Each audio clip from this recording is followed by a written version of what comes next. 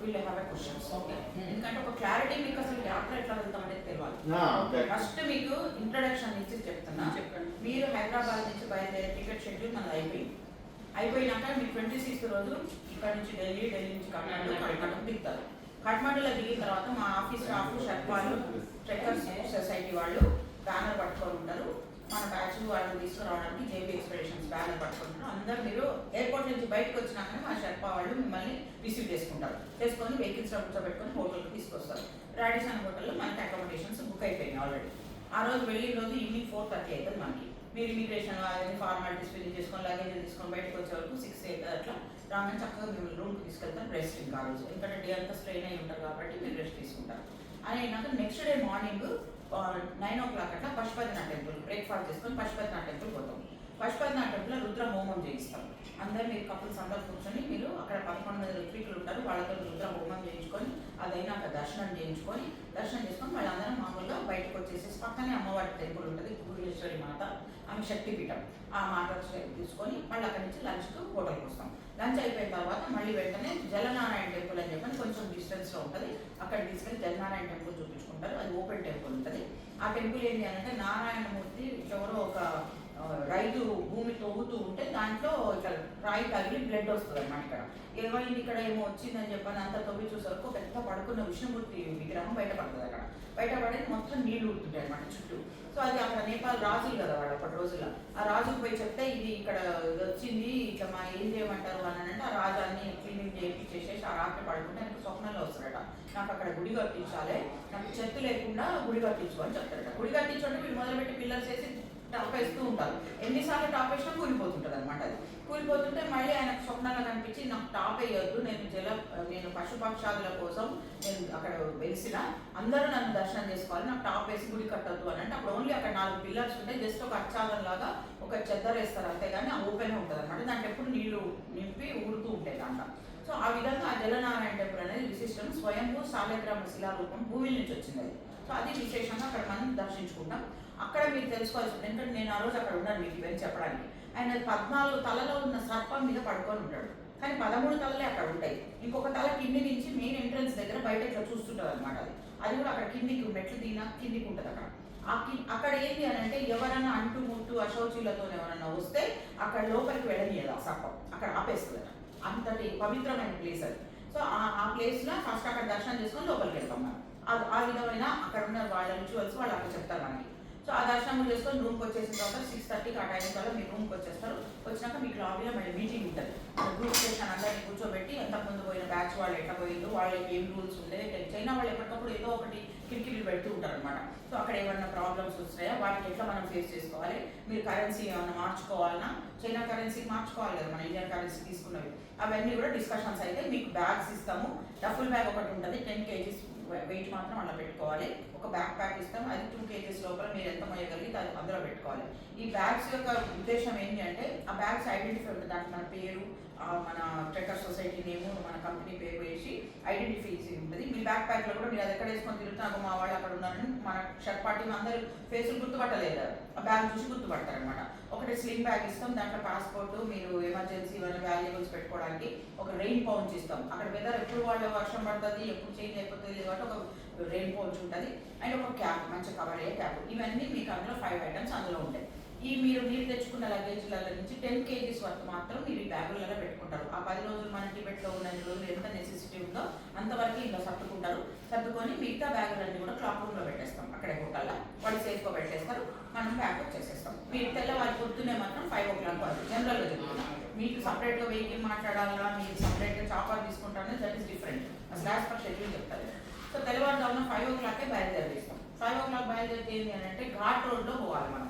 నేపాల్ నుంచి ఎక్కడికి వెళ్ళాలన్నా అది వ్యాలీ సిటీ, ఎక్కడ పోవాలన్నా ఘాట్ రోడ్ దాటే మీరు పైకి వెళ్ళి చైనా వైపు వెళ్ళాలన్నా ఘాట్ రోడ్ వెళ్ళాలి, ఇండియా వైపు రావాలన్నా ఘాట్ రోడ్ రావాల్సిందే. ఈ ఘాట్ రోడ్స్ వాళ్ళు నేషనల్ హైవేస్ అంటారు వాటికి. సో కాబట్టి ఏదన్నా ఎమర్జెన్సీ అయ్యి ఏమన్నా ఇట్లా ల్యాండ్ స్లైడింగ్ అయ్యి రోడ్లు ఆగిపోయినా కూడా వాళ్ళు ఇమీడియట్గా రెస్క్యూ చేసేసి క్లీన్ చేసి మళ్ళీ పంపిస్తారు. అక్కడ ఇక్కడ ఆపర్ అట్లా ట్రాఫిక్ జామ్ గిన అవుతాయి కానీ వెంటనే మూవ్ అవుతూనే ఉంటాయి. అందుకని మనం ఏం చేస్తాం, ఎర్లీ మార్నింగ్ 5 o'clock అలా బయలుదేరి 6-7 hours జర్నీలో మధ్యలో భోజనాలకు ఆపుతాం, మళ్ళీ మధ్యలో ఎవరో వాష్రూమ్ అని అట్లా ఇట్లా ఆపుకుంటూ పోయినా కూడా మన జర్నీ టైం ఎక్కువ పడుతుంది. చీకటి పడే లోపల మన డెస్టినేషన్కి చేరాలి, ఘాట్ రోడ్ దాటిపోవాలి అన్నట్టు తొందరగా బయలుదేరిస్తాం. బయలుదేరి ఈవినింగ్ లోపల టిమ్యూర్ అనే ప్లేస్కి చేస్తాం. షెగురేషి ఆ టిమ్యూర్ అంటారు ఆ place. Nepal side, Tibet side Nepal border. ఆ బార్డర్లో ఆ నైట్ వరకు చేరిపోయి అక్కడే ఆ రోజు స్టే చేస్తాం. అక్కడ మామూలుగా ఉంటాయి వసతులు, 5 స్టార్ ఫెసిలిటీస్ అని చెప్పడానికి ఉండదు. అది హిల్ ఏరియా కాబట్టి అక్కడ ఉన్న ప్రాంతానికి ఉన్న వాటిలో నీట్ అండ్ క్లీన్ తీసుకొని మనకి ఇస్తారు. ట్విన్ షేరింగ్ రూమ్సే ఉంటాయి. నెక్స్ట్ డే ఎర్లీ మార్నింగ్ 9 o'clockకి ఇమిగ్రేషన్ ఓపెన్ అవుతుంది. అక్కడికి 1 hour టైం, 1 hour కూడా ఉండదు, ఒక 15-20 minutes దూరంలోనే ఉంటాం మనం. అక్కడి నుంచి ఒక 1/2 kilometer దూరంలో ఇమిగ్రేషన్ కాబట్టి అన్ని ఆపేసేసి మనం నడుచుకుంటూ వెళ్ళాలి. మీ బ్యాక్ప్యాక్లు మాత్రం మీ వాల్యుబుల్సే మీరు తీసుకుంటారు. మీ పెద్ద బ్యాగ్లని మా షర్ట్ పార్టీమే తీసుకొస్తారు, మీరేం పోయాల్సిన పని లేదు. అక్కడి నుంచి ఇమిగ్రేషన్, ఫ్రెండ్షిప్ బ్రిడ్జ్ అంటారు. చైనా బార్డర్కి మన నేపాల్ బార్డర్ మధ్య ఒక పెద్ద ఒక సరస్సులాగా ఏదో ఇట్లా పోతుంటుంది, ఒక పెద్ద కాలువలాగా పోతుంటుంది. దాని మీద ఒక బ్రిడ్జ్ కడతారు, that is called friendship bridge. ఆ బ్రిడ్జ్ నుంచి దాటి అవతల వెళ్ళి ఇమిగ్రేషన్, ఫార్మాలిటీస్, బయోమెట్రిక్స్ అన్నీ తీసేసుకొని మనం అక్కడికి వెళ్ళగానే 2.5 hours అహెడ్ ఉంటుంది. చైనాలో మన టైం తెలుసు కదా, 2.5 hours అంటే మనం అక్కడ చేరేటానికి మనకున్న రష్ ఇదంతా ఇప్పుడు మనలాగా ఎంతో మంది వస్తుంది. ఈసారి హాట్ ఇయర్ అని చెప్పని చాలా రష్ ఉంది.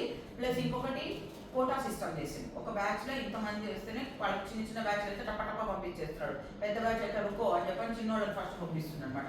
సో లక్కీగా మన బ్యాచ్ చిన్నగానే ఉంది కాబట్టి ప్రాబ్లం కాకపోవచ్చు. సో ఆ బార్డర్ వైపు దాటిన తర్వాత నేను అవతల సైడే ఉంటాను, మీకు ఎదురుగా నేను రెడీగానే ఉంటాను అక్కడ. అక్కడి నుంచి 2.5 hours అహెడ్ ఉంటాను, లంచ్ టైం అవుతుంది. ఇంకా అక్కడి నుంచి అందరినీ బస్సులలో తీసుకుని వెళ్ళి టిబెట్ సైడ్ కేరుంగ్ అనే ప్లేస్కి వెళ్తాం. 1 hour డ్రైవ్ ఉంటుంది, 35 kilometers ఉంటుంది. 1 hour డ్రైవ్లో వెళ్ళిపోతాం. ఆ కేరుంగ్ అనే ప్లేస్లో మనం భోజనాలు ఏర్పాటు చేస్తాం, తినేసి మనం అక్కడే రెస్ట్ తీసుకుంటాం. ఇంకా అక్కడ కూడా నేపాల్లోనే ఉంటుంది, అల్టిట్యూడ్ పెద్ద హై ఏమి ఉండదు, మేనేజబుల్. అక్కడ ఏం షర్టాలు జాకెట్ వేసుకోవాల్సిన అవసరం పడదు. నెక్స్ట్ అక్కడి నుంచి బయలుదేరి ఆ రోజు రెస్ట్ తీసుకున్నాక next day morning 8 o'clock 9 o'clock అట్లా బ్రేక్ఫాస్ట్ చేసి పొద్దున్నే మనం 4 hours డ్రైవ్ చేసి సాగా అనే ప్లేస్కి వెళ్తాం. సాగా అనే ప్లేస్కి వెళ్తూ ఉంటే 4000 feet హైట్కి వెళ్ళిపోతాం మనం అప్పటికి. ఇంకా అప్పుడే ఏమైనా అక్లమేటైజ్ అవ్వాల్సిన వాళ్ళు ఎవరైనా వామిటింగ్ సెన్సేషన్, హెడేక్లు అట్లాంటివి ఏమైనా ఉంటే అది దారిలో నుంచే స్టార్ట్ అయితే మీరు సాగాకి వెళ్ళే వరకు కొంచెం నార్మల్ ఉంటారు. ఆ రాత్రి అక్కడే ఉంటాం. Then next day full day and night కూడా అక్కడే ఉంటాం. సో ఆ 2 రోజులు అక్కడ ఉండడం వల్ల ఆ వాతావరణానికి అలవాటు అయిపోయి అక్లమేటైజ్ అయిపోయి కొంచెం చిన్న షాపింగ్ ఉంటుంది, మెడికల్ సర్వీసెస్ ఉన్నాయి అక్కడనే, మన ఇవేంటిది సూపర్ మార్కెట్స్ అన్నీ ఉన్నాయి. మీకు ఏమైనా కావాల్స్తే పర్చేజ్ చేసుకోవడానికి కూడా చిన్న చిన్న ఐటమ్స్ కూడా అక్కడ. యోగర్ట్, పెరుగులు దొరకవు మీకు. టిబెట్లోకి వెళ్ళినాక మన షెఫ్లు వాళ్ళు వంట చేసే దగ్గర పెరుగు ఇవ్వరు మీకు. అక్కడ సూపర్ మార్కెట్స్ ఉంటాయి, అందులో పెరుగు తీసుకొని మీ ప్యాకెట్స్లో కొనుక్కొని పెట్టుకోవచ్చు మా జర్నీలో సరిపోయేటట్టుగా. యోగర్ట్ 1 pins దొరుకుతాయి కానీ చిన్న చిన్నవి, ఆ కప్స్ తీసుకొని పెట్టుకోండి. నేను అదే పని చేస్తాను అని చెప్తున్నా. సో అట్లా మనం ట్రావెల్ అవన్నీ తెచ్చుకొని రెడీ పెట్టుకుంటాం. ఆ నైట్ ఇంకా రెస్ట్ తీసుకుంటాం. సో 2 nights అక్కడ ఉండే వరకు we will be all right. Then next day మాత్రం మళ్ళీ ఎర్లీ మార్నింగ్ బయలుదేరాల్సి ఉంటుంది. ఎర్లీ మార్నింగ్ బయలుదేరితే ఏంటంటే అక్కడ 8 hours జర్నీ అని చెప్తాం.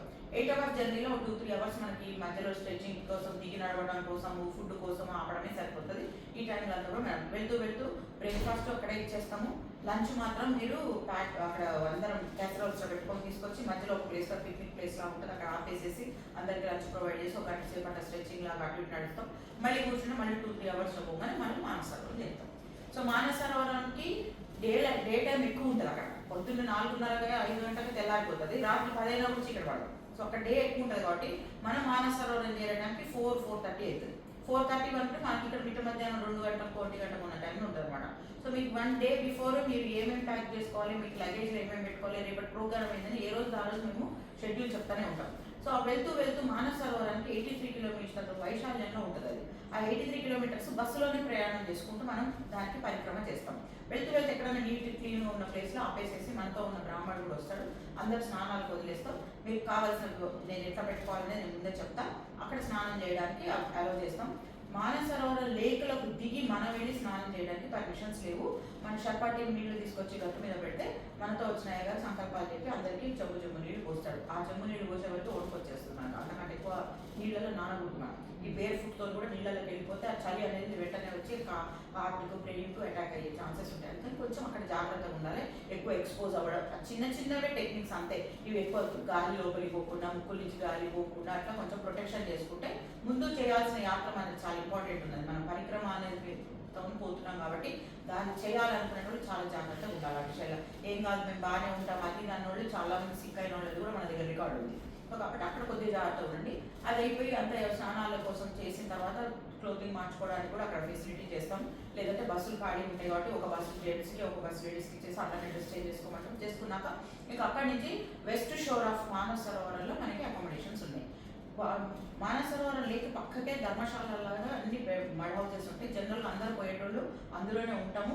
మాకు లేక్ పక్కనే ఉండాలి, లేక్ పక్కనే ఉండాలంట. ఆ లేక్ పక్కనే ఉండడం అనేది మీకు సంతోషం అనిపిస్తుంది, కానీ టెంపరేచర్స్ డౌన్ అయిపోయి నైట్ వరకు ఫ్రీజింగ్ అయిపోయి ఇంకా చలిపోతుంది. ఆ డార్మిటరీస్లో కూడా అంత కంఫర్టబుల్గా లేదు. మేము ఇన్ని సంవత్సరాల నుంచి వాటిల్లోనే ఉన్నాము, మాకు ఆప్షన్ లేక.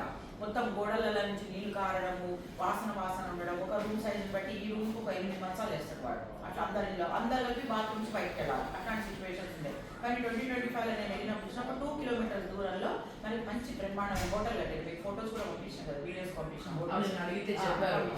ఆ హోటల్లోనే మనం రూమ్స్ తీసుకుంటున్నాం. దాంట్లో ఓన్లీ 55 మెంబర్స్కి మాత్రమే అకామిడేషన్స్ ఉన్నాయి. సో అందుకని నా బ్యాచ్ సైజ్ 50 సైజే పెట్టుకున్నాం. సో మనం ఇంకా చిన్న బ్యాచే కాబట్టి మనకి అకామిడేషన్స్ ప్రాబ్లం ఉండదు. సో దీంట్లో ఇంకొక అడ్వాంటేజ్ ఏముందంటే, మానస సరోవరంలో ఎవరైనా స్నానాలు చేయకపోయినా కూడా ఈ హోటల్ వాళ్ళు ఈ మానస సరోవరం నీళ్ళని పంపు చేసి ట్యాంకులలో, ఓవర్ హెడ్ ట్యాంకులలో పెట్టి సోలార్ గీజర్స్ తోని హీట్ చేసి ఆ నీళ్ళని స్విమ్మింగ్ పూల్ పెట్టింది. సో మీరు అందులో పోయి స్విమ్మింగ్ చేసినారనుకో, ఇంట్లో స్నానం చేసినా అలా చేసినా ఒకటే, అది కూడా చేయవచ్చు. మీ బాత్రూమ్లలో షవర్ చేసినా కూడా అది కూడా ఈ మానస సరోవరం వాటర్తోనే స్నానం చేసినట్టు.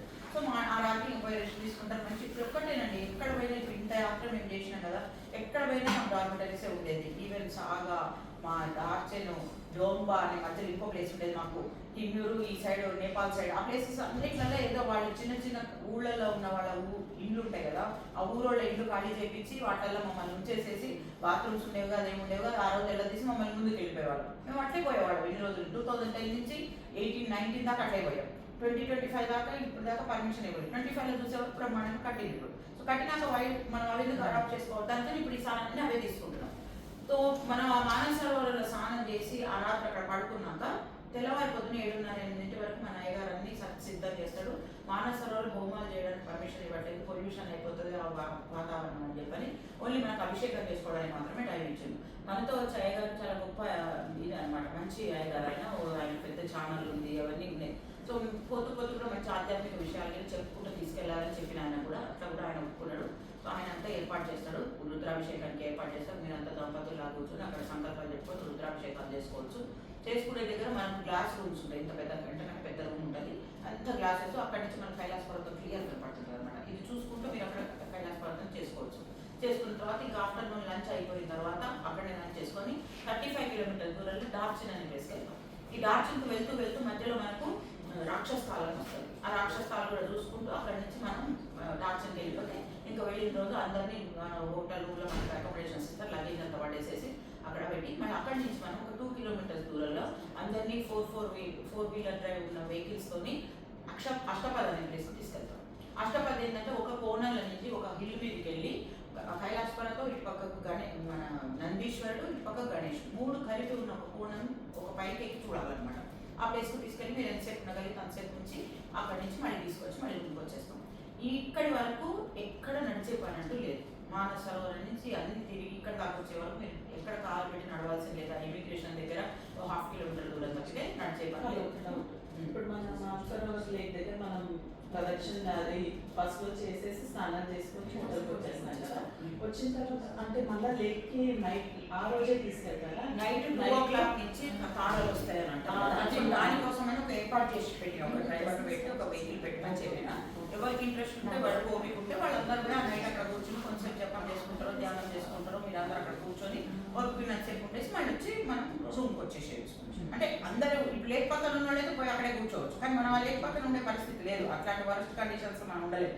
అందుకని కొంచెం దూరంలో ఉన్నాం. మొన్న లాస్ట్ టైం పోయినప్పుడు అక్కడ వేరే వాళ్ళు డ్రైవర్లు పార్క్ చేసుకుంటారు కదా, పార్క్ చేసుకోవడానికి మనిషి $200 యూఆర్లు ఇచ్చేసేసి మేము అక్కడికి వచ్చి కొంచెంసేపు వెళ్ళిపోయాం. సో ఈసారి అట్లా కాదు, నాకు ఒక వెహికల్ పెట్టమని చెప్పిన. ఒక వెహికల్ పెట్టి మా వాళ్ళు ఎవరు ఇంట్రెస్ట్ ఉంటే వాళ్ళు వచ్చి కూర్చుంటారని చెప్పంటే, సో అట్లా ఏర్పాటు చేసుకున్నాం. అదేం ఇష్యూ కాదు. నేను అష్టపద దర్శనం చేసుకొని ఇక్కడికి వచ్చిన తర్వాత మానస సరోవరంలో ఉన్నప్పుడు ఇంకోటి ఏం చేయాలి, మనం ఎవరెవరైతే పరిక్రమకి వెళ్తామో అక్కడ డిసైడ్ అవుతాము. ఎవరి హెల్త్లు ఎట్లా ఉన్నాయి, అన్ని బాగున్నోళ్ళు పరిక్రమకి ఎట్లా వెళ్తున్నారు. నడిచి వెళ్ళే వాళ్ళది ఒక బ్యాచ్, లేదు మాకు ఓన్లీ పోర్టల్ కావాలనేది ఒక బ్యాచ్. ఎవరైతే మాకు హార్స్ కావాలంటారో హార్స్ తీసుకున్నాడు తప్పనిసరిగా పోర్టల్ తీసుకోవాలి. ఇవి ఇట్లా 3 కేటగిరీస్ చేసి అసలు వెళ్ళడం ఇంకొక కేటగిరీ ఉంటుంది. ఆ కేటగిరీ వాళ్ళను ఉంచేటోళ్ళని అందరినేమో డార్చిన్లో వాళ్ళకి అకామిడేషన్స్ బుక్ చేస్తాము. వెళ్ళిపోతా అనేటోళ్ళని దేరాపుట్లో చిత్తూరుపూర్లో అకామిడేషన్స్ బుక్ చేస్తాం. ఎందుకంటే ఆ రోజు అక్కడ డిసైడ్ అయిపోతుంది. మీరు ఇప్పటి నుంచి అవి ప్లాన్ చేయడానికి ఉండదు. అక్కడ ఫస్ట్ కమ్ ఫస్ట్ సర్వ్ లాగా వెళ్ళిపోతారు. అసలు అందరం పోతాం అనుకొని పోతాం, అక్కడ పోయినా ఎంతమంది పోతారో తెలియదు మనకి. సో అప్పుడు నేను ముందే అక్కడ హోటల్స్ బుక్ చేయాలి. మనకి ఎంత ఫీట్కి వెళ్ళిపోతుంది? 16,800 ఫీట్కి వెళ్తాం. 16,800కి వెళ్ళిపోతాం. అక్కడికి వెళ్ళిన తర్వాత అప్పుడు మన హెల్త్ కండిషన్స్ బట్టి ముందుకు వెళ్ళే వాళ్ళు ఎంతమంది, వెళ్ళని వాళ్ళ కోసమే డార్జిలింగ్ హోటల్స్ తీసుకుంటాం. మళ్ళీ వెళ్ళే వాళ్ళ కోసం అక్కడ అకామిడేషన్స్ బుక్ చేయాలి కదా. సో ఎవరైనా ముందుకు వెళ్ళిన వాళ్ళు 1 డే చేసింది అనుకోండి, 1 డే చేసినాక వాడు ముందుకు వెళ్తాడా వెనక్కి వస్తాడా అక్కడ పోయినప్పుడు డిసైడ్ అవుతుంది. ఇప్పుడే పోయేటప్పుడు బాగానే ఉన్నాం, అక్కడ పోయినా మా చేత కావట్లేదు మేము వెళ్ళిస్తామంటే ఆల్రెడీ అక్కడ బుక్ చేసి ఉంటే అది వేస్ట్ అయిపోతుంది మేడం. అందుకని ఎప్పటికప్పుడు వాడు మేనేజ్ చేస్తారు, అదేం పెద్ద ఇష్యూ కాదు. సో ఈ డార్జిలింగ్లోకి వచ్చి ఆ రాత్రి రెస్ట్ తీసుకున్నాక తెల్లవారి పొద్దున్న మీరు ఏమేమి సర్దుకోవాలి, ఎట్లా సర్దుకోవాలని మళ్ళీ మేము బ్యాకప్ చెప్పేస్తాం మీకు. మీ బ్యాక్ ప్యాక్లో ఎంతెంత సర్దుకోవాలి, ఎంత పెట్టు. ఎందుకంటే ఆ షర్పా ఎవడైతే మోస్తాడో, మీ పోర్టర్ ఎవడైతే వాడు కూడా లిమిటెడ్ ఇంతే మోస్తాను నేనని చెప్తాడు. మీ గుర్రం ఎక్కిన వాళ్ళకి చిన్న చిన్న చప్పుళ్ళు ఇట్లా కవర్స్ అట్లాంటివి పెట్టుకోకూడదు, ఆ గుర్రం ఇరిటేట్ అవుతుంది ఆ సౌండ్కి. సో అట్లా మీ బ్యాగ్ మీరు ఓన్లీ మీరే ఎక్కాలి దాని మీద, కానీ మీ దగ్గర ఉన్న హ్యాండ్ బ్యాగ్ కూడా వాడికే ఇచ్చేసేయాలి. ఏదైనా స్లింగ్ బ్యాగ్ అందుకే ఇస్తాం, మెడలో వేసుకుంటే ఏమైనా వాల్యుబుల్స్ పాస్పోర్ట్ అట్లాంటివి మాత్రం ఇలా పెట్టుకుంటారు. మీ బ్యాక్ ప్యాకింగ్ అంతా కూడా మీ ఎవరైతే పోర్టర్ ఉంటాడో ఆ పోర్టర్కి ఇచ్చేస్తారు. ఆ పోర్టర్ మీ ఎంబడే నడుస్తూ ఉంటాడు. గుర్రం అయినా కూడా నడుచుకోవాలన్నా కూడా ఆ పోర్టర్ మీ ఎంబడే అట్లా పెట్టుకొని వెళ్ళిపోతాం. అది అక్కడ పోయినాక డే బై డే ఎక్స్ప్లెయిన్ చేస్తాం. సో ఇక నెక్స్ట్ డే అందరం కలిసి బ్రేక్ఫాస్ట్ చేసేసుకొని అందరూ ఎమద్వార్లోకి వెళ్తాం. ఈవెన్ రానోళ్ళు పోయేటోళ్ళు వచ్చేటోళ్ళు అందరూ ఎమద్వార్ దగ్గర మీరు ఉండాల్సినంతసేపు ఉండేసేసి పరిక్రమ చేసేటోళ్ళు ముందుకు వెళ్ళిపోతారు. చేయని వాళ్ళు మాత్రం మళ్ళీ వెనక్కి వచ్చేసి మళ్ళీ డార్జిలింగ్లో ఉంటారు. ఈ పరిక్రమ అనేది ఇక్కడ నుంచి స్టార్ట్ అవుతుంది. సౌత్ ఫేస్ నుంచి స్టార్ట్ అయ్యి వెస్ట్ చూసుకుంటూ నార్త్ వెళ్ళిపోతాం ఈ కైలాస పర్వతానికి. ఈ హాఫ్ సర్కిల్ లాగా తిరిగే వరకు 12 కిలోమీటర్స్ అవుతుంది. 12 కిలోమీటర్స్ వెళ్ళగానే అక్కడ దేరాబుక్ అంటారు. దేరాబుక్ అనే దానికి వెళ్ళడానికి పొద్దున మీరు ఇక్కడ నుంచి బ్రేక్ఫాస్ట్ చేసి 9-10కి స్టార్ట్ అయినా కూడా సాయంత్రం 4-5 లోపల చేరిపోతారు. మంచిగా మామూలుగా నడిచేటోడు. ఇంకా లేట్గా నడిచింది అనుకోండి, 6-7 వరకు చెప్తారు. రాత్రి 9-10 దాకా చీకటి పడదు కాబట్టి నెమ్మది ఆ టైం వరకు వెళ్ళిపోవచ్చు, ప్రాబ్లం లేదు. చేరే వరకు మన షర్పాటి ముందర వెళ్ళిపోతారు. మీకు ఎక్కడ ఉండాలి ఏంటంటే అకామిడేషన్స్ అని చూస్తారు. అక్కడ అన్ని బేసిక్ అకామిడేషన్స్ ఉంటాయి, డార్మిటరీస్. కాకపోతే మన బ్యాచ్ వాళ్ళకి మన రూమ్స్ ఇస్తారు, కానీ వేరే బ్యాచ్ వాళ్ళు మన రూమ్లలో ఉండరు. మీరు 4 బెడ్లు ఉన్నాయనుకోండి, మీ నలుగురికి మీకు ఇస్తారు అంతే. వేరే బ్యాచ్ వాళ్ళు వచ్చి ఇందులో ఉండడానికి అట్లా ఏమి ఉండదు అట్లా.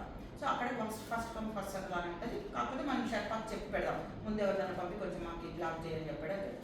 1 డే 12 కిలోమీటర్స్ మీరు చేరిన తర్వాత మీకు ఓపిక ఉంటే రెండో రోజు పోయేటందుకు మీరు సిద్ధమవుతారు. కొంతమంది అక్కడికి కూడా వెళ్ళిన తర్వాత మాకు బ్రెత్లెస్నెస్ అవుతుంది, మేము ఇలా ఉండలేము, మా చేత కావట్లేదు అంటే వాళ్ళని ఆ రాత్రి అక్కడే ఉంచితే కనుక ఎమర్జెన్సీ అవుతారు అని అనిపిస్తే అప్పటికప్పుడు ఆర్మీకి చెప్పేసేసి అంబులెన్స్ పిలిపించి కూడా వాళ్ళని బ్యాక్ పంపించేస్తాం. అట్లా కూడా ఒక ఆప్షన్. లేదు మేము ఈ రాత్రి ఇక్కడ ఉంటాం, తెల్లారి పొద్దున ఆలోచిస్తామని అంటే రెస్ట్ తీసుకోండి.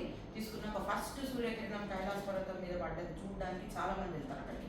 అది వెళ్ళి అది చూసుకుని ఆ అద్భుతాన్ని చూసిన తర్వాత ఓపికంటే ముందుకు వెళ్ళిపోతారు, లేకపోతే మళ్ళీ అక్కడి నుంచి మళ్ళీ అదే గుర్రం మీద వెనక్కి రావచ్చు, మళ్ళీ అదే 12 కిలోమీటర్స్ బ్యాక్ వచ్చేస్తారు. ఇది ఫస్ట్ ఆప్షన్. వన్స్ మీరు ఎప్పుడైతే సెకండ్ పరిక్రమ స్టార్ట్ చేస్తారో మీరు ముందుకే వెళ్ళాలి, కానీ మేము బ్యాక్ వచ్చేస్తామంటే వెనక్కి రావాలి. అట్లా ముందుకు పోయి ఇట్లా ముందుకే రావాల్సి వస్తుంది. So second day is a very tough day. ఒక హిల్కు 3.5 కిలోమీటర్స్ స్ట్రీప్ ఉంటుంది, కొండ ఇట్లా పైకి ఎక్కాలి. మీరు గుర్రాలు తీసుకుంటే మిమ్మల్ని గుర్రం తీసుకుని ఎక్కుతుంది, పైకి ఎక్కుతుంది. అక్కడికి ఎక్కిన తర్వాత 19,600 కిలోమీటర్స్కి వెళ్ళిపోతారు మీరు. ఆ 19,600 కిలోమీటర్స్ దిగి అక్కడికి వెళ్ళిన డోల్మాలా పాస్ అంటారు. అక్కడి నుంచి మీరు దిగి గుర్రం దిగి మీరు అదే స్ట్రీట్ డౌన్లోకి మళ్ళీ 4 కిలోమీటర్స్ డౌన్లోకి దిగాలి. అది దిగేటప్పుడు కొంచెం స్కిడ్డీగా ఉండడము, అంతకుముందు స్నోఫాల్ అయి ఉంటే స్కిడ్ అయిపోవడము, వర్షం పడింది తడి ఉండడం, ఈ గుర్రాలు తిరుగుతుంటే ఇంటికి చేస్తే కాబట్టి చిత్తగా ఉండడం. సో అట్లాంటి స్కిడ్డీ ప్లేస్లో జాగ్రత్తగా నడవాల్సి ఉంటుంది. షూ మీద మంచి కంఫర్టబుల్ షూ, ట్రెక్కింగ్ షూ తీసుకుంటే మీరు ఈజీగా చేయవచ్చు. కిందికి 3 కిలోమీటర్స్ దిగినాక అక్కడ గౌరీకుండ అని కనపడుతుంది. ఆ గౌరీకుండకి ఇంకా డౌన్లో ఉంటుంది, మీరు దిగలేరు, పై నుంచే చూసి దాంట్లో పెట్టుకుంటారు. మీరు అక్కడి నుంచి నడిచి ఈ హిల్ మీద నుంచి అవతల ఇంకొక హిల్ ఉంటుంది. ఈ హిల్ మీద నుంచి ఆ హిల్ మీరు వెళ్ళాలి అంటే మధ్యలో కైలాస పర్వతం నుంచి వచ్చే వాటర్ అంతా గ్లేషియర్ లాగా ఫామ్ అవుతుంది. ఒక 100 ఫీట్ గ్లేషియర్ ఉంటుంది, అదంతా స్కిడ్ అవుతూ ఉంటుంది. అంతకుముందు వాళ్ళు నడిచి ఉంటుంది కాబట్టి పసుపస ఆడుతుంటుంది. ఒక తాడు వేస్తారు, వాడు ఆ తాడు ఈ తాడు పట్టుకొని చిన్నగా నడుచుకుంటూ నుంచి అక్కడ వెళ్ళిపోతాం. అక్కడ కొంచెం జాగ్రత్తగా వెళ్ళిపోతే ఇంకా అవతలకి వెళ్ళినాక ఒక చిన్న లోయ ప్రాంతం, ఒక మనిషి నడిచేంత జాగ ఉంటుంది.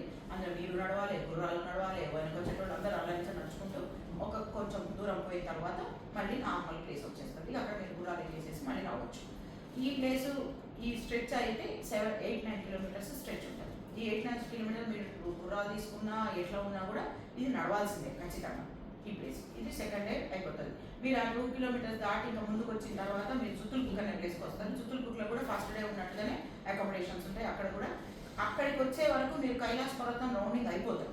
ఇంకా మీరు అక్కడి నుంచి మళ్ళీ 8 కిలోమీటర్ కంటిన్యూ జర్నీ చేయలేరు కాబట్టి మిమ్మల్ని ఆ రాత్రి అక్కడ రెస్ట్ ఇచ్చి తెల్లవారి పొద్దున్నే తీసుకొస్తాం.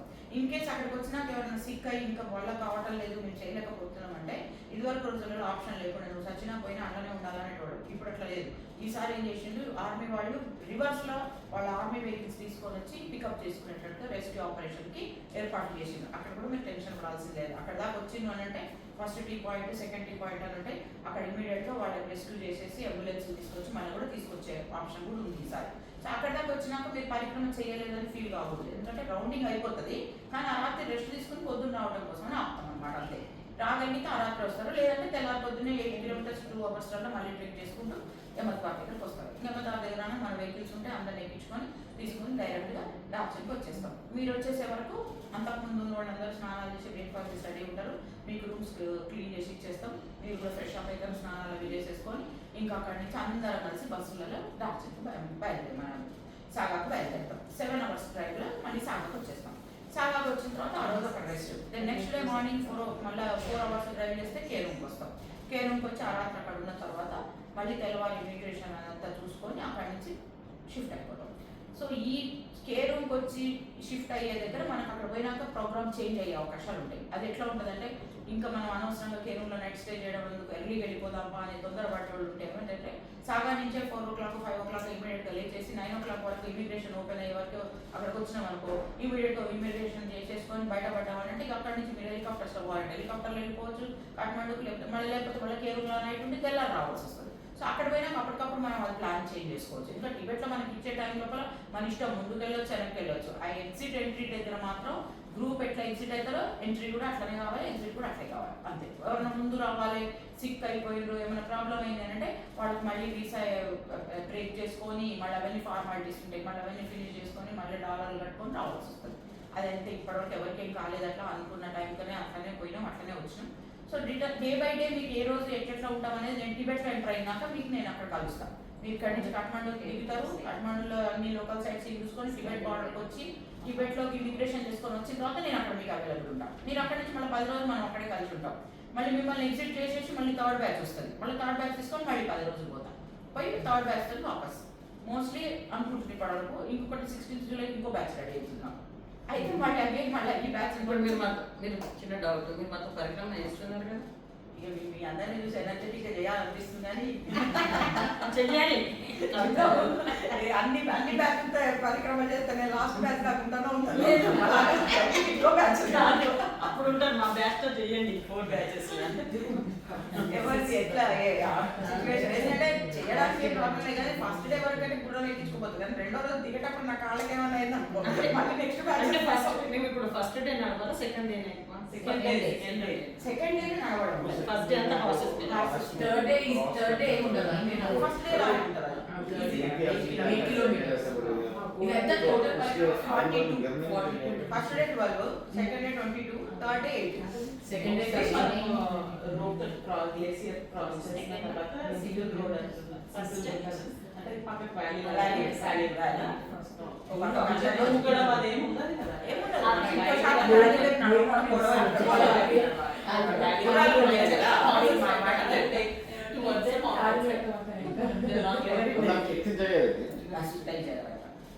సేమ్ షాలి నాకైతే 4 అల్లుళ్ళు ఒక కొడుకున్నాడు. మీరు చెప్పిన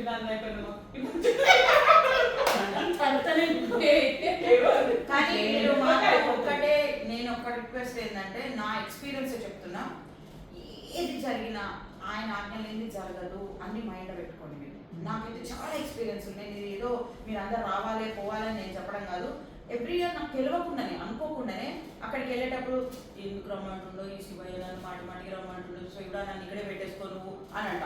పోయిన తర్వాత మళ్ళీ తీసుకొచ్చిన ఆయన మళ్ళీ ఇక్కడ ఎన్ని పనులు పెట్టినావో ఏమో అని మళ్ళీ అనుకుంటా. నెక్స్ట్ మళ్ళీ ఇంకో బ్యాచ్ స్టార్ట్ అవుతుంది అని అంటే మళ్ళీ ఇంకో బ్యాచ్ స్టార్ట్ అవుతుంది, మళ్ళీ వీళ్ళందరూ తీసుకొచ్చి ఇంకోసారి శివయ్యని చూడొచ్చు కదా అని మళ్ళీ అట్లా. అంటే నా ఆశ ఎంతసేపటికి వన్ మోర్ టైం నేను కైలాస్ వెళ్తున్నా అన్న ధ్యాస మీదనే ఉంటుంది. కాబట్టి నాకు ఎందుకు గ్రూప్స్ వస్తున్నాయి, మన గ్రూప్స్ పట్టుకొని పోవాల్సిన అవసరం లేదు. నేను ఒకదాన్ని ఎవ్రీ ఇయర్ 3 lakhs పెట్టుకొని పోవచ్చు. నాకు మా ఆయన ఇస్తాడు పోతా నేను. అయినా సరే నలుగురిని తీసుకొని పోతే మీ అందరికి ఇప్పుడు నేను ఇట్లా చెప్పి తీసుకెళ్తున్నా అంటే మీకు ఒక గైడ్ లాగానే కదా నేను.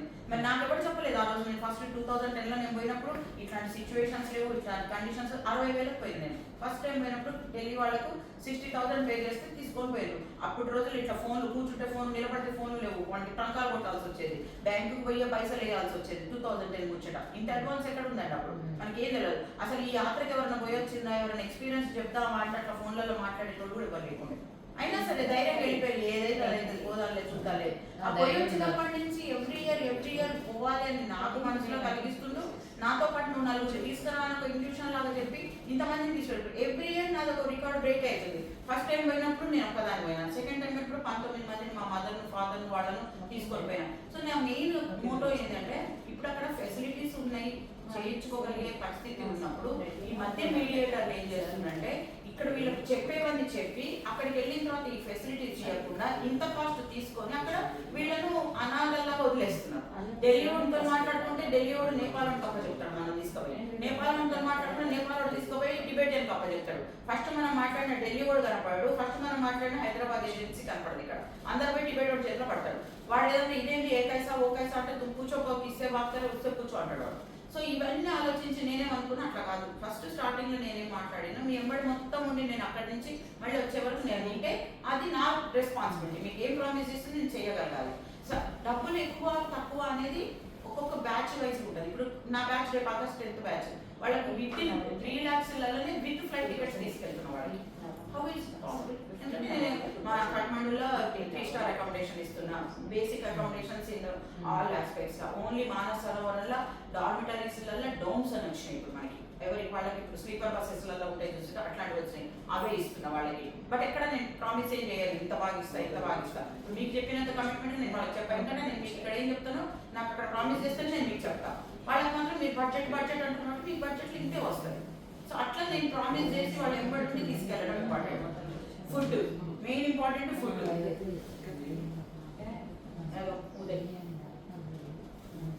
ఈ మెయిన్ ఇంపార్టెంట్ ఫుడ్ విషయంలో కూడా ఇప్పుడు పెట్టడానికి ఇప్పుడు మనం ఇంటికి వచ్చిన పని పెట్టింది, పకోడీ పెట్టింది, ఎందుకు ఒక పకోడీతో నిలదీయచ్చు?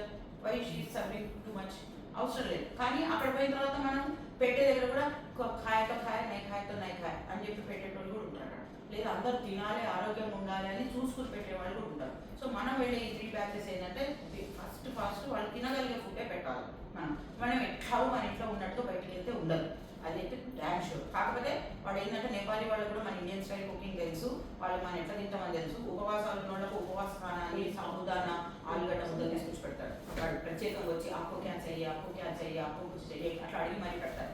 వేరే అదే బ్యాచ్లలో పోయినా ఒక 150 మంది బ్యాచ్లు పడితే ఒక దిగులు 2 కూరలు పప్పు సాంబార్ చేసి పడేసి ఇష్టం ఉంటే తినని లేకుంటే పెడతారు. వాళ్ళ స్టైల్ ఆఫ్ ఫుడ్ అట్లా ఉంటుంది. సో కొంచెం దాంట్లో కూడా హైజీనిక్ చూసుకోవాలి. మెయిన్ మన అందరికీ మినరల్ వాటరే అలవాటు, బాటిల్స్ అలవాటు. ఈ బాటిల్ అయినా మనం కాఠ్మండూ ఇప్పుడు మనం యూఎస్ అయినా పోతే తెలుస్తుంది, చిన్న వాటర్ బాటిల్ బయట కొంటే ఎంత ఎక్స్పెన్సివ్ అవుతుంది. ఈ చైనాలో వాడు చిన్న 1/2 లీటర్ బాటిల్ 180 రూపీస్ పెట్టుకోవాల్సి వస్తుంది. అట్లా అన్లిమిటెడ్ వాటర్ బాటిల్స్ ఇస్తూనే ఉంటాం. అందరూ అవి అఫోర్డ్ చేయలేరు. సో అట్లా లోకల్ వాటర్ తీసుకొచ్చి ఫిల్టర్ చేసేసి దాన్ని బాయిల్ చేసి ట్యాంక్ దాంట్లో పోసిస్తాం, అవి తాగాల్సి వస్తుంది. బడ్జెట్ లాగా అంటే అవన్నీ కేటగిరీస్ అనమాట. నువ్వు ఎక్కడ చూసినా ఏదో ఒకటి అప్గ్రేడ్ చేయకపోతే మనకు అవి అవ్వదు. అక్కడ మంచిగా క్వాలిటీ కావాలంటే ఈ బ్యాచ్లో నా బ్యాచ్లో ఇంతమంది వెళ్ళొస్తే ప్రతి బ్యాచ్లో నేను మొన్న పంచదైవ కళ్యాణ యాత్ర వెళ్ళాను. అది ఎట్లుంటుందో చూద్దాం. నాకు అన్ని ఎక్స్ప్లోర్ చేయడమే ఉంటుంది. ఎవరు ఎక్కడ తీసుకుపోతున్నారు, వాడు మనం అందులో ఏం నేర్చుకోవాలి, నాది ఎప్పుడు లర్నింగ్ స్టేజ్లోనే ఉంటుంది. నేను 2 times వాళ్ళని చెప్పేసానని ఒకటి ట్రైన్ ఓన్లీ ఎక్స్క్లూజివ్లీ యాత్ర ట్రైన్ అనమాట. వేరే ప్యాసింజర్లు ఎప్పుడు ఇక్కడ ఉండదు. మన యాత్ర పోయేటప్పుడు వెళ్ళదు. వాళ్ళ ట్రైన్లో పోయినా సరే, ట్రైన్ అంటేనే ఇక ఆలోచించుకోవచ్చు మనం అది ఎట్లుంటుందో. ప్లస్ ఏసీ ఫస్ట్ క్లాస్ దాదాపు పోయినా మా క్యాబిన్ ఇచ్చింది, అంతా ఇచ్చింది. కానీ ఫుడ్ అందరికి ఒకటేలా వాడు ఎంత అన్హైజీనిక్ ఫుడ్ ఇచ్చిందంటే మీకు తెలియదు. నేను ఎట్లా చూసుకుంటూ తిన్నా అక్కడ భయానికి. నేను అడ్డం పడితే రేపటినా నాకు యాత్ర పెద్ద యాత్ర ఉంది అని నాకు కావాల్సింది నేను బయటకు పోయి అక్కడ ఏదైనా లస్సీలు దొరుకుతాయి కదా, నార్త్లో పోతే ఎక్కువ శాతం లస్సీ, నా భర్తంతా లస్సీతోనే తీసుకొని వచ్చిన అక్కడ పోయి తినలేక. అది చూసి వాటర్ కూడా వాడిచ్చిన మినరల్ వాటర్ వాడు ఏదో లోకల్ చేసినవి కూడా బాటిల్ పెడతారు కదా వాళ్ళు. అట్లా కాదు, మనకి ఎంతసేపు బిస్లరీయో కిన్లేనో బ్రాండ్ ఉంటేనే కొనుక్కోవాలని చెప్పని అట్లా కొనుక్కొని తాగి జాగ్రత్తగా నేను వచ్చేసేసిన. మధ్యలో నేను కొంచెం మా హస్బెండ్ బాగాలేదనగా నైమిషాల నుంచే వాపస్ వచ్చేసిన. కంటిన్యూ చేసేది జర్నీ. ఆ జర్నీ చేసిన ఇప్పటివరకు కోరుకోవాలి. సర్దీలు, దగ్గులు, డయేరియాలు లేవకుండా పడి ఇప్పటికి కూడా సుస్థిగానే ఉంటాడు. నేను ఒక్కదాన్ని పోను. నేను పోతే వీడినో మా అసిస్టెంట్ పట్టుకోదా, మా అసిస్టెంట్ పట్టుకోకపోయినా అక్కడ మా అశోక్ నగర్ ఇంట్లో ఉంటుంది, వాచ్మెన్ బాగా పట్టుకుంటుంది, ఇప్పటిదాకా చేస్తారు. ఇప్పుడు మనకు మినరల్ వాటర్ అని మేము కొనుక్కోవాలి, మనం ఇస్తాం, మీరు ఇస్తాం మనకి.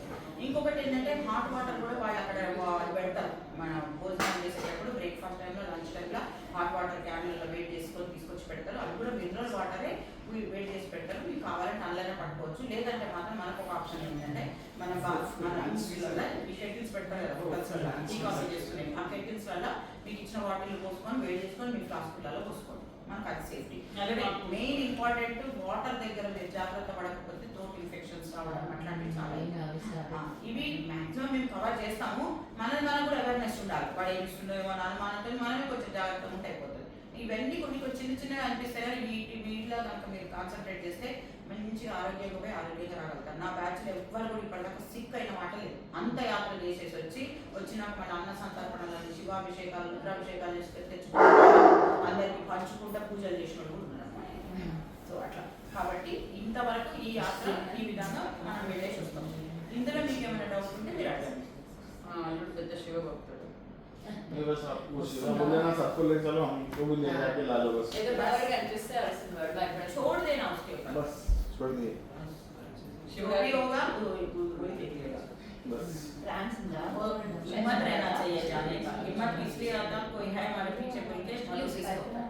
बस చైనాది టిబెట్కి వెళ్తున్నప్పుడు మనం మెడికేషన్స్ అన్ని తీసుకెళ్తాం కదా, వాళ్ళు తీసేయాలి కదా మెడిసిన్స్ అన్ని మనమే ఎందుకంటే బై ఛాన్స్ అన్నట్టు తీసుకెళ్తాం. ఎందుకంటే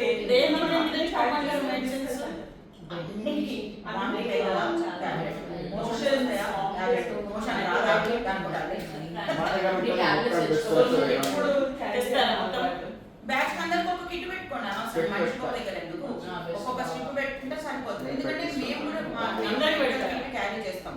నేను సాచురేషన్ చెక్ చేస్తా, బీపీ చెక్ చేస్తా, నేనే ఉంటా కాబట్టి నేను అన్ని చూసుకుంటా. డయామాక్స్ టాబ్లెట్ ఇస్తాము ఎవ్రీడే, పొద్దున్న చేయడము, మీ సాచురేషన్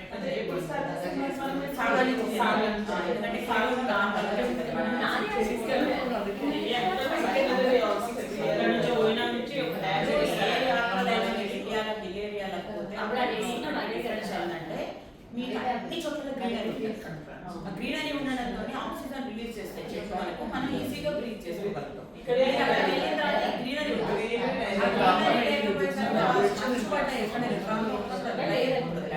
మొత్తం డ్రై ల్యాండ్, మీకు ఓపెన్ ల్యాండ్స్ లలో సన్నగా నల్లగా తార్ రోడ్లు కనపడుతుంటాయి. ఒక చెట్టు ఉండదు, చేమ ఉండదు. సాధారణ చేసుకుంటే సరిపోతుంది. మనకి ఎంత ఫీట్ ఉంటుంది? సాగా మీకు 4000 ఇంకా అక్కడి నుంచి వేసుకుంటూ ఉంటే నేను హోమియో పిల్స్ కూడా తెస్తాను. హోమియో మెడిసిన్ కూడా నేను వేస్తూ ఉంటాను. మీరు డయామాక్స్ వేసుకున్నా కూడా హోమియో కూడా వేసుకుంటే కొంచెం మనం బ్యాలెన్స్ అవుతుంది. మా దగ్గర కూడా మెడిసిన్స్ ఉంటాయి. నేపాల్ నుంచి మొత్తం పెద్ద కిట్ ఉంటుంది, ఆక్సిజన్ సిలిండర్లు ఉంటాయి. వాటిని పిల్లోస్లో రెడీ పెట్టుకుంటారు.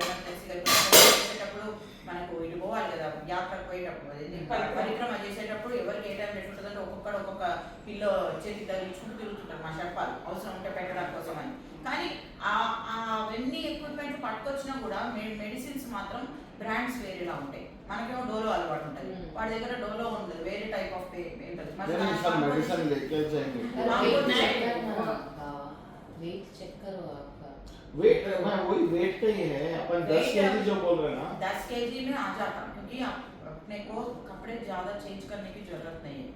डेली आपको मिलता परिक्रमा में 3 दिन तो अपना कपड़ा चेंज करने का जैसे परिक्रमा के बीच में बारिश हुआ या कुछ हुआ तो अपन sweat type of sweat shirts, sweat pants ठंड रहे तो अपने को जैकेट वगैरह पहन रहे, थर्मल पहन रहे, ऊपर से आपका स्वेट शर्ट पहन रहे, ऊपर से जींस पहन रहे, వాళ్ళ జాకెట్ ఇస్తారు, వాళ్ళు కూడా జాకెట్స్ ఇస్తారు. మనం మనం మనం కూడా తెచ్చుకోవచ్చు. నీళ్ళు పడ్డా కూడా మీరు ఎందుకు మీకు వెయిట్ ఎక్కువ అవుతుంది.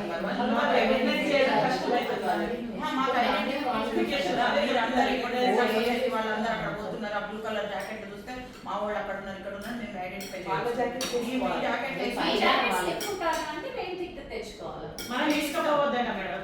మీరు అవసరం లేదు, మేము ఇచ్చే జాకెట్ సరిపోతాయి. అవసరం లేదు. నార్మల్స్, స్వెటర్, మంచి స్వెట్ షర్ట్స్ స్వెట్ ప్యాంట్స్ లాంటివి తీసుకుంటే వాటర్ పడ్డా తొందరగా డ్రై అయిపోతాయి జర్నీలో.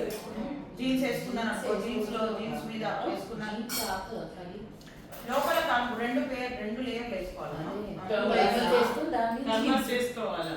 ఎనీథింగ్ ఎప్పుడైనా కూడా ఫస్ట్ బాడీకి ఆనుకునేటట్టుగా థర్మల్ మీద నుంచి మామూలుగా టీ షర్ట్ ఏదో వేసుకోండి. కొంచెం డ్రై ఫ్రూట్స్ వేసుకుంటే తొందరగా ఇప్పుడు dry office get into rain are the climate changes అంటూ డ్రై మీరు పరిక్రమ చేసేటప్పుడు మీరు అసలు పై వీకెళ్తామని అన్నది ఇంట్రెస్ట్ వస్తుంది మీకు. ఆ స్వెటర్ తీసేస్తే బాగుండు, జాకెట్ తీసేస్తే బాగుండు. ఎందుకంటే ఆ టైంలో మనకు బ్రెత్లెస్నెస్ అయ్యి సఫోకేటింగ్.